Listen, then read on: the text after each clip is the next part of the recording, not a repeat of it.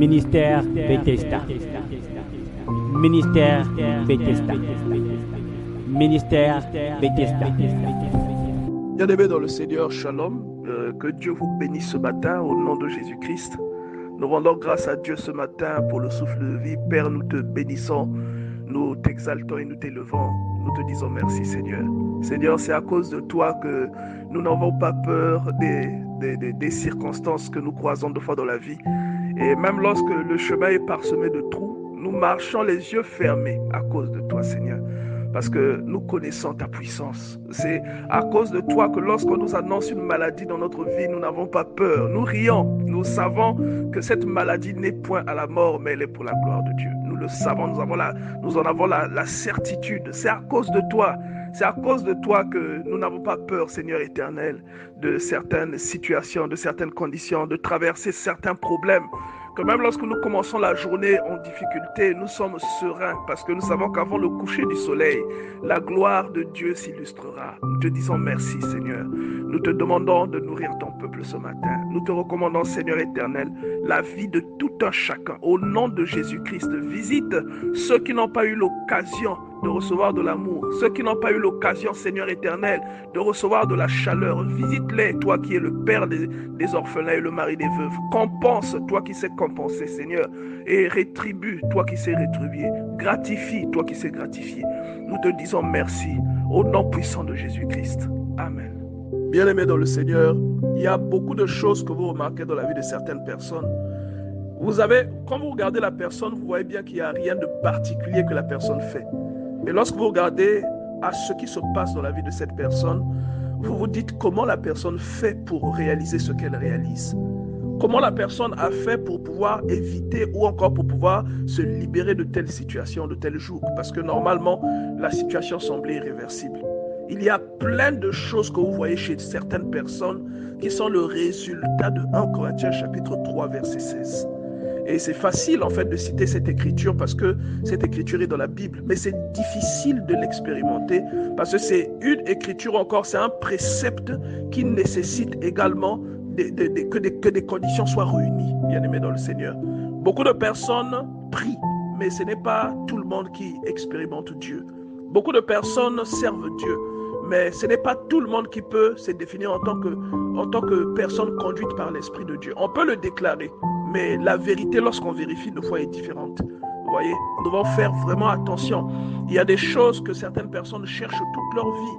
Mais s'il y avait quelqu'un à côté de ces personnes-là pour leur dire que ce que vous cherchez, arrangez-vous seulement à ce que Dieu habite en vous. Vous verrez que cette chose-là viendra en vous.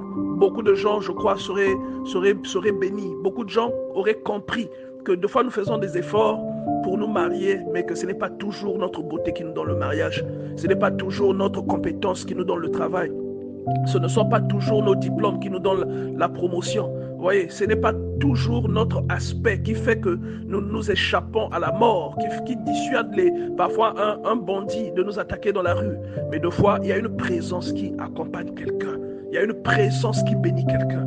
Il y a une présence qui enrichit quelqu'un. Vous comprenez? C'est pourquoi, bien aimé, je vous dis souvent, ne soyez jamais impressionnés par une situation qui est défavorable dans votre vie. Parce que le dernier mot de votre vie vient de Dieu. Vous comprenez, non? Bien aimé, quelle que soit la situation que vous vivez, ne soyez jamais découragés. Ne soyez jamais frustrés de ce que vous voyez quelque chose chez quelqu'un et que vous n'avez pas cette chose. Dieu est le dernier décisionnaire dans la vie d'un être humain. Regardez, pour que Dieu soit là, il y a des conditions que nous devons illustrer. Il y a des conditions qui doivent être réunies. Quand ces conditions ne sont pas réunies, ce que nous prônons ne sera qu'un slogan. Il n'y aura rien de consistant derrière. Vous voyez, non? Si nous avons un titre, ça ne sera qu'un titre. Mais l'onction qui accompagne le titre ne sera pas là. Regardez ce que la Bible nous décrit dans le deuxième livre de Samuel au chapitre 6. À partir du verset 6, on nous explique le processus que David avait mis en place pour extraire l'arche depuis la maison d'Abinadab jusqu'à la cité de David. J'aimerais que tu comprennes ce matin que la cité de David, là, tu dois la remplacer par un être humain. Imagine que toi, tu es la cité de David, que l'arche, c'est la présence de Dieu qui part d'un point donné et qui doit venir s'installer en toi. Et je vais te dire que jusqu'à ce que l'arche là vienne en toi, tant qu'elle ne vient pas en toi, tu n'es pas un enfant de Dieu. La Bible dit dans le livre de Romains que celui qui n'a pas l'esprit de Christ ne lui appartient pas. Vous voyez, l'arche là, c'est le symbole de la présence de Dieu. Et tant que l'arche n'est pas venue de la cité de David, il manquait toujours quelque chose à Sion. Il manquait quelque chose à la cité de David. Vous voyez, non? Mais cependant, pour que l'arche arrive jusque-là, il y avait des conditions à réunir. Et regardez toute la cérémonie que David et les prêtres font. Ils sont en train de célébrer Dieu, de chanter. Ils sont en train de faire des choses pour que l'arche soit transportée. Et vous allez remarquer que même dans notre vie à nous, il y a des choses que nous faisons, que nous pratiquons dans notre foi pour que l'Esprit de Dieu vienne habiter en nous. Vous voyez, ce ne sont pas tous les chrétiens qui ont l'Esprit de Dieu. Je vous dis la vérité. Ce n'est pas toute personne qui dit prier qui a l'Esprit de Dieu en elle. Détrompez-vous. Ce n'est pas parce que vous voyez quelqu'un prier ou quelqu'un servir Dieu que forcément l'Esprit de Dieu est dans cette personne-là. Et nous en avons l'illustration ici parce que la Bible nous dit au verset 6 qu'il y avait là un prêtre qu'on appelait Uza. Et son père également était prêtre, d'accord? Et vous savez que l'arche de l'Alliance, il y avait des préceptes qui étaient tout autour de l'arche. Pas seulement l'arche, mais tout ce qui était dans le tabernacle, tout ce qui concernait la sacrificature avait été régi par des principes. Et ce n'est par exemple le pain de préposition. Ce n'est pas tout le monde qui pouvait manger ce pain-là. Si un homme prêtre mangeait le pain, il mourrait. Sauf exception, par exemple, faite à David dans le cadre d'un autre enseignement. Vous voyez? Donc l'arche obéissait à des conditions. Aujourd'hui, Dieu peut venir dans la vie de quelqu'un, mais s'il vient dans votre vie et que vous n'êtes pas prêt, en fait, ce que vous attendez de Dieu, vous ne l'obtiendrez pas. Et vous voyez une autre illustration de ce principe dans ce que l'apôtre Paul dit sur la Sainte Seine, où il demande que les gens ne prennent pas la Sainte Seine comme ça à la légère, parce qu'il y a beaucoup d'infirmités, beaucoup de choses anormales qui surviennent parfois dans la vie de certaines personnes, juste parce qu'ils ont sous-estimé le mystère qu'il y a derrière une chose sacrée. Vous comprenez? Et dans le cas de Uza ici, c'est la mort. Uza était prêtre, mais ce n'est pas parce que vous êtes prêtre que vous avez l'approbation de Dieu dans votre vie. Et la Bible est remplie d'exemples pareils. Il y a beaucoup de prêtres dans la Bible qui étaient en abomination. Pourtant, c'était des lévites, c'était des prêtres, mais ils ne faisaient pas vraiment la volonté de Dieu. Il y a les fils de Élie, qui était le tuteur de Samuel. Ses enfants étaient des prêtres, mais ils étaient en abomination avec Dieu. Pourtant, ils faisaient le service, mais Dieu avait décidé de les faire mourir parce qu'ils ne craignaient pas Dieu, de tout prêtre qu'ils étaient. Vous voyez? Donc, il y a tout un cheminement, toute une condition qu'il faut mettre en place et des préceptes à respecter pour ne pas recevoir ce qu'on appelle le revers de la médaille, pour ne pas recevoir le revers du fait de ne pas être pieux devant quelque chose de saint, de ne pas l'avoir considéré à sa juste valeur. Et ici, quand vous lisez 1 Corinthiens chapitre 11, verset 27, la Bible dit « C'est pourquoi celui qui mangera le pain ou boira la coupe du Seigneur indignement sera coupable envers le sang et le corps du Seigneur. » Paul décrit ici le même revers que Uza vit, sauf que Paul parle maintenant de la Sainte Seine, qui est également une chose sainte, une illustration du mystère de Dieu. Vous comprenez? Donc, ce qui est sacré peut emmener la mort dans votre vie lorsque vous le profanez. Lorsque vous n'avez pas été digne ou vous n'êtes pas préparé. Regardez les détails qu'il donne. Il dit que chacun donc s'éprouve soi-même et qu'ainsi il mange du pain et boive la coupe. C'est-à-dire, tu ne peux pas t'engager dans une chose qui est sainte, une chose qui est sacrée, une cérémonie qui est sacrée, lorsque toi-même dans ta conscience, tu reconnais qu'il y a des choses anormales que tu as faites. Parce que certaines morts, et je dis que ces morts-là ne sont pas toujours physiques, elles ne sont pas toujours charnelles. Il y a également des morts spirituelles. Bon, quand je dis des morts spirituelles, des morts de certains aspects de la vie de certaines personnes. Il y a des chances il y a des portes qui se ferment, il y a des chances qui se flétrissent, il y a beaucoup de choses qui disparaissent ou encore qui sèchent dans la vie de certaines personnes et on peut assimiler cela à la mort. Donc certaines morts sont dues à la profanation du sacré qui nous côtoie. Est-ce que quelqu'un comprend? Ça peut concerner même votre propre corps. Vous avez été oint par Dieu. Vous êtes quelqu'un de béni. Vous avez été oint. Vous avez l'Esprit de Dieu en vous. Mais vous faites des choses que Dieu n'approuve pas. Cela peut emmener la mort dans votre vie. Et la Bible dit, car celui qui mange et boit sans discerner le corps du Seigneur, mange et boit un jugement contre lui-même. 1 Corinthiens chapitre 11, verset 29. Et vous allez remarquer, Dieu n'est pas injuste. Uza n'est pas mort parce que Dieu est injuste. Usa n'est pas mort parce que Dieu a voulu le frapper injustement. Vous voyez, non? Lorsqu'il y a une sanction, cela signifie qu'il y a quelque chose que l'on n'a pas respecté. Lorsqu'il y a une sanction, cela signifie qu'il y a une chose que l'on n'a pas observée. Voilà, on est en tort devant Dieu. Il n'y a pas de sanction s'il n'y a pas de responsabilité établie, s'il n'y a pas de tort, la sanction ne sera pas là. Comprenez? Donc, l'acte qu'il a posé était un acte bienveillant, mais devant Dieu. Quelle était la condition dans laquelle il se trouvait ce jour-là? Était-il en mesure d'accomplir l'acte qu'il avait accompli? Beaucoup de gens ont touché l'arche, ils ne sont pas morts. Quand vous lisez le livre de Josué, avant de traverser le Jourdain, les sacrificateurs ont pris l'arche et ils l'ont transportée. Ils sont mis debout sur le Jourdain. Et cela a permis au peuple de traverser à sec. Vous comprenez que c'était un accessoire qui était accessible et même il y a beaucoup de récits où on vous décrit cela, mais vous voyez Usa mourir. Vous voyez Usa mourir, bien aimé dans le Seigneur, ça signifie qu'il y a quelque chose. Et moi j'aimerais apprendre à quelqu'un ce matin, ne sous-estimez jamais le sacré qui est en vous. Ne sous-estimez jamais la puissance du divin qui habite en vous. Ne sous-estimez jamais. Parfois, vous allez officier, vous allez faire une réunion de prière, c'est vous qui allez guider. Mais vous faites d'abord un acte ignoble avant d'aller faire ça. Bien-aimé, ne sous-estimez. Vous allez à l'église pour communier avec les autres, mais vous faites d'abord une bêtise avant d'aller à l'église. Faites attention, bien-aimé. Il y a un revers qui peut tomber dans votre vie. Même si vous n'allez pas mourir et que l'on ne va pas vous conduire au cimetière, mais quelque chose mourra en vous. Il y a un revers que vous pouvez constater pour la simple raison que vous avez profané quelque chose qui est sanctifié.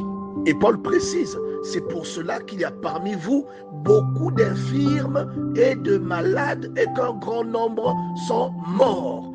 Acte 1 Corinthiens chapitre 11 verset 30. Vous voyez, non? Paul donne l'illustration et c'est pourquoi pourquoi beaucoup de gens sont morts. Vous voyez? Parce que on prend à la légère les choses qui sont sanctifiées. On prend à la légère les choses derrière lesquelles Dieu s'illustre. Nous devons comprendre ce phénomène, nous devons comprendre ces choses qui sont très importantes et qui peuvent nous permettre de faire la différence dans notre vie. Parce que autant Usa est mort à cause de l'arche, autant Obed Édom qui était également un lévite, autant lui, l'arche l'a béni. Vous voyez, non? Et la Bible parle même de sa bénédiction dans le premier livre des Chroniques ainsi que dans le deuxième livre des Chroniques. La Bible parle de la bénédiction d'Obed Édom par l'entremise de ses enfants qui étaient consacrés au service de Dieu. Vous voyez, vous comprenez que c'est un homme pieux, que c'est quelqu'un qui avait certains engagements. Soit nous sommes tous pécheurs, mais il avait des engagements qui plaisaient à Dieu. La Bible dit que lorsque David a vu cela, parce qu'on est des êtres humains, il a été effrayé à cause de ce qui était arrivé à Usa. La Bible dit dans 2 Samuel chapitre 6 verset 9, la Bible dit David eut peur de l'Éternel en ce jour-là. Quand il a vu Usa mourir, ça l'a effrayé. Et il dit, comment l'ange de l'Éternel entrera-t-elle chez moi? Est-ce que vous comprenez sa déduction? Il dit, ça c'est un prêtre, il est mort. Mais comment cette chose-là que lui il a touché, qu'il a tué, comment elle peut entrer chez moi? Est-ce que lui il n'est pas prêtre? Vous comprenez un peu? Il n'a pas les accréditations nécessaires pour entrer en contact avec cette chose. Il dit, mais comment elle rentrera chez lui? Chez lui, c'est-à-dire pas forcément dans sa maison, mais dans la cité de David. Comment cette chose entrera-t-elle chez moi? Et moi, je suis un être humain avec beaucoup de défauts. Si on peut essayer un peu d'entrer même dans sa réflexion. Et c'est souvent la crainte que nous avons, bien aimés, vis-à-vis parfois de certaines exigences de Dieu, vis-à-vis de certains prérequis. Lorsque nous allons vers Dieu et que nous voyons que cela va m'imposer de ne plus aller en boîte de nuit, cela va m'imposer par exemple de ne plus avoir une copine, cela va imposer que je ne sorte plus avec le mari d'autrui. Et après, ça te décourage, tu dis, mais comment est-ce que moi je peux cohabiter avec cette présence? C'est incompatible parfois avec des choses que je fais. Forcément, il y aura des représailles dans ma vie. Et c'est de voir un découragement qui s'illustre dans notre vie comme ça. Vous voyez? Et Dieu, aujourd'hui, est en train d'apprendre qu'il y a des choses que toi, tu cherches dans ta vie. Sans la présence de Dieu dans ta vie, ces choses-là, tu ne les obtiendras pas. Dieu ne met pas les mêmes manques de la vie de tout le monde, mais il y a forcément des manques qui sont là pour t'attirer vers Dieu, qui sont différents de ceux de ton frère, afin que tu saches que Dieu est souverain. Parce que lui, ce qu'il a, il ne prie pas, il n'a pas prié pour ça, mais toi tu pries pour ça. Mais il y a des choses que toi tu as que lui, il n'a pas. Donc Dieu est en train de te montrer que c'est lui qui est le compensateur. C'est lui qui remplit tous les aspects qui sont vides dans la vie de chacun d'entre nous. Et il est en train de t'illustrer ici que la présence de Dieu obéit à une logique. La présence de Dieu dans la vie d'un être humain. Quand vous voyez quelqu'un illustrer Dieu, quelqu'un qui est béni, qui illustre Dieu derrière un don, il y a des préceptes qu'il respecte. Lorsque vous voyez que quelqu'un a un don de miracle qui prie pour vous, vous guérissez, il y a des préceptes qu'il respecte. Lorsque vous voyez quelqu'un qui prêche la parole de Dieu, ou encore quelqu'un qui prophétise, du moins quelqu'un qui fait quelque chose pour la gloire de Dieu, que vous voyez Dieu derrière cette chose, il y a des sacrifices que cette personne-là illustre, qui favorise la présence de Dieu qui est dans cette écriture illustrée derrière l'arche. Vous comprenez?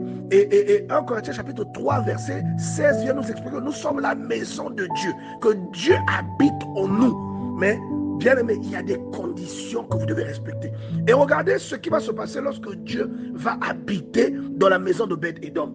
La Bible dit que on est venu dire à David, Dieu a béni Obed-Édom et toute sa maison. L'arche est restée là-bas seulement pendant 3 mois. L'arche est restée là-bas 3 mois. La présence parce que l'arche c'était que une caisse en bois d'acacia. Mais l'esprit qui rendait cette caisse, qui illustrait la puissance de cette caisse, le même esprit habite en nous aujourd'hui. Le même esprit vit dans un chrétien né de nouveau, craignant Dieu et baptisé de l'esprit. Le même esprit vit en toi. Forcément, si Obed-Édom a été béni, toi tu seras béni. J'aimerais que quelqu'un comprenne ça. Forcément, parce que la bénédiction était telle qu'on est venu dire à David, 2 Samuel chapitre 6 verset 12. On vient dire à David, l'Éternel a béni la maison d'Obed-Édom et tout ce qui est à lui à cause de l'arche de Dieu. Et vous voyez d'autres illustrations dans la vie de Jacob. Dieu a béni Laban à cause de la présence de Jacob. Et Laban le confesse de sa bouche. Et vous voyez cela aussi dans la vie de Joseph. Dieu a béni Potiphar et toute sa maison à cause de la présence de Joseph. Joseph, ce n'était pas une arche. Jacob, ce n'était pas une arche. Vous voyez? Et dans Genèse chapitre 12, je crois à partir du verset 3 ou du verset 4, Dieu dit à Abraham qu'il le bénissait pour que lui devienne une source de bénédiction.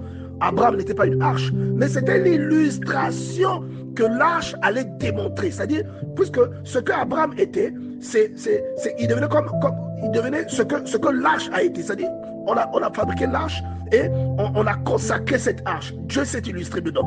L'arche a commencé à bénir des gens. Vous voyez? Et Dieu dit à Abraham, je bénirai ceux qui te béniront, je maudirai ceux qui te maudiront. Vous allez voir qu'à un moment, les Philistins vont prendre l'arche, ils vont l'emmener chez eux. L'arche va faire un désordre dans leur camp.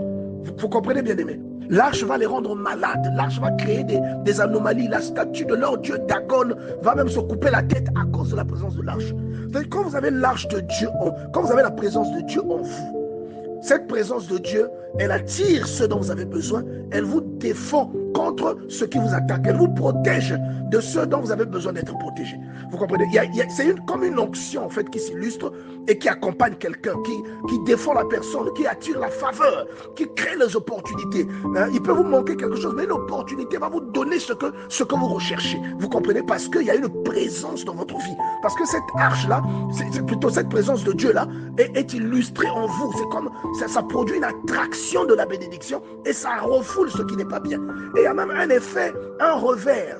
Il dit, je maudirai ceux qui te maudiront. Et la même parole, Psaume 89, le Seigneur l'a dit sur David. Et il avait déjà dit sur Abraham. Vous comprenez? Et vous allez voir que je vais tout à l'heure vous partager les références où on vous explique que l'arche, quand elle est allée chez les Philistins, ils ont dû renvoyer l'arche avec des honneurs. Ils ont dû renvoyer l'arche, c'est Israël. Vous comprenez? C'est comme quelqu'un qui a Dieu, quelqu'un en qui Dieu s'illustre. Donc lorsque vous avez le Seigneur dans votre vie, bien aimé, lorsque vous avez Dieu dans votre vie, vous serez béni exactement comme vous voyez comment Dieu a béni Obed-Édom dans 2 Samuel chapitre 6 au verset 2. Vous voyez, nous devons nous battre. Et qu'est-ce que David a fait dès qu'il a entendu ça? La Bible dit qu'il a tout mis en œuvre pour aller récupérer l'arche. Et cette fois-là, il s'est mieux préparé. On peut supposer, puisqu'il avait encore le souvenir de Uza qui est décédé, on peut supposer même par rapport à la logique biblique qu'il n'est pas allé avec la même disposition.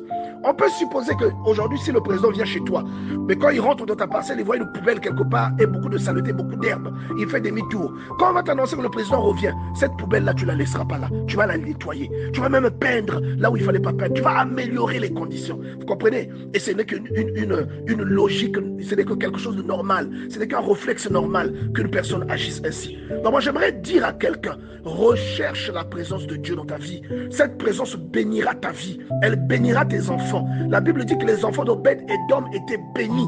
Elle bénira tout ce que tu touches, bien-aimé. C'est pourquoi j'aimerais que tu comprennes, bien-aimé, que si l'arche de Dieu a béni Obed-Édom et sa maison, si l'arche de Dieu s'est défendue pendant que les Philistins avaient mis la main sur elle et l'avaient transportée chez eux, bien-aimé, l'arche de Dieu là, qui n'était qu'un caisson, habité par une force, habité par une onction divine. Aujourd'hui, cette arche-là, c'est toi. Aujourd'hui, la présence qui habitait l'arche habite en toi. Je vous l'ai dit depuis le début. 1 Corinthiens chapitre 3, verset 16. Vous comprenez? Cette onction-là se défendra. Elle vous défendra dans une situation difficile. Cette onction vous sera favorable lorsqu'il y aura la sécheresse. Vous voyez? Lorsqu'il y aura le soleil, elle sera votre ombre. Vous voyez? L'onction de Dieu vous défendra dans l'adversité. Même lorsque vous serez dans la captivité pendant un moment, elle vous défendra. Comprenez?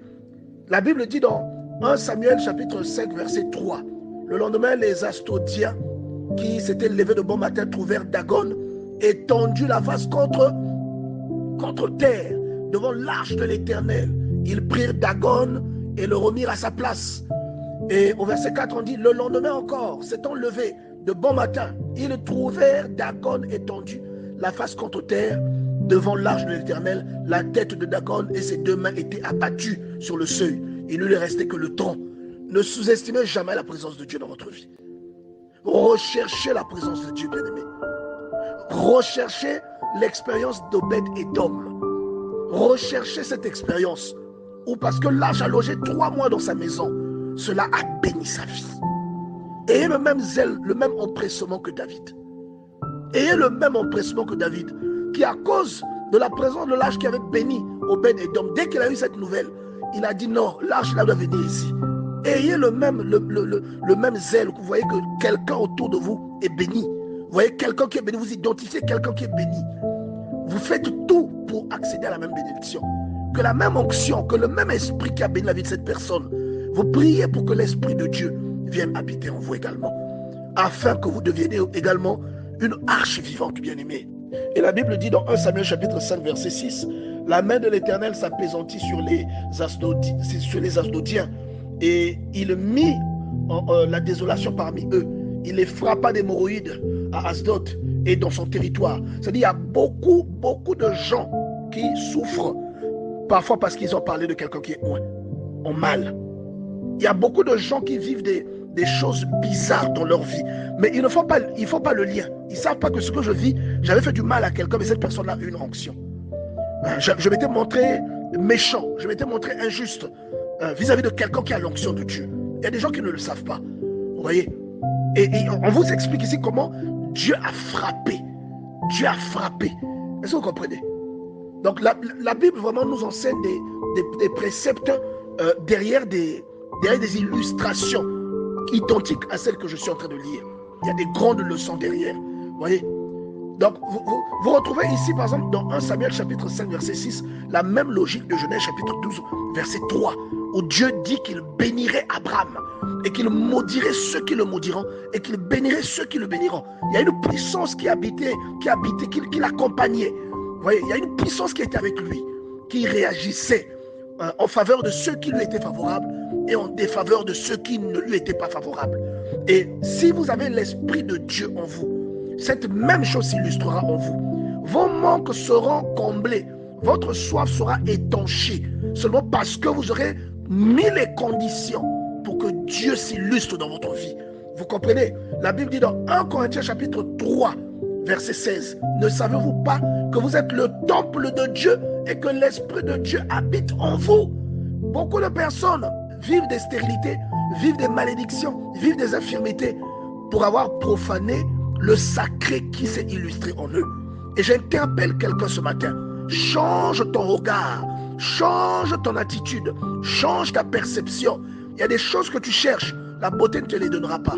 Il y a des choses que tu cherches, ton intelligence ne te les donnera pas. Mais l'Esprit de Dieu qui est en toi est le plus qui te manque. Vous avez déjà vu des belles femmes qui sont célibataires. Vous avez déjà vu des ultra diplômés qui n'ont pas de travail. Et vous voyez parfois quelqu'un qui n'est pas joli, mais qui est marié. Vous voyez un homme qui n'est pas riche, mais qui a une belle femme.